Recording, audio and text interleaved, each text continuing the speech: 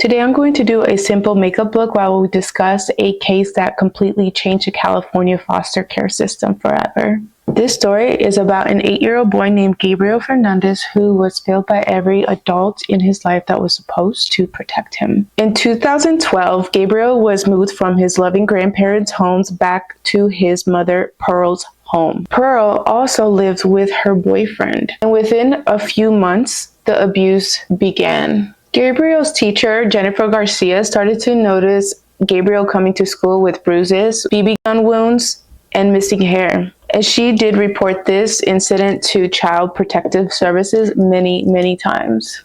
And here's the part that will make your blood boil. CPS visited his home several times. They were shown Gabriel's injuries, but they believed the mother's excuses every single time that they went to check on Gabriel. At one point, Gabriel even asked his teacher if it was normal for mothers to be hitting their children.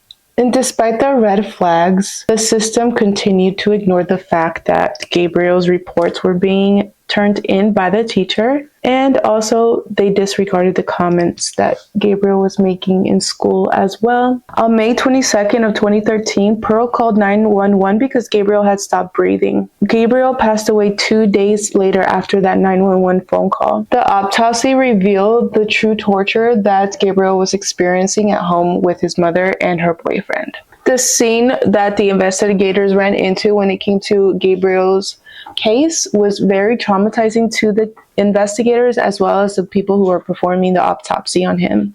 Justice did eventually come. Pearl's boyfriend was sentenced to death, and Pearl herself, she received life without parole. And on top of the mother and the boyfriend being charged, 4 social workers were also charged with this case. The charges for the social workers were for falsifying information on this case, but later in time, the case for those social workers was dismissed. It was dismissed because they appealed it in court. Gabriel's legacy will continue to live on. Gabriel's legacy lives on through Gabriel's Bill, which aims to improve how child abuse reports are handled. It reminds us that if you see something, to say something. If you want to know more about Gabriel's story, they do have a documentary on Netflix that came out a couple years ago. The story of Gabriel is very sad. I don't know what kind of mother would allow their boyfriend, who was the main source of abuse towards Gabriel, would allow such a nasty thing, but she as well was also a nasty individual. I am glad that that teacher tried her best to help Gabriel, and unfortunately it wasn't enough to save Gabriel.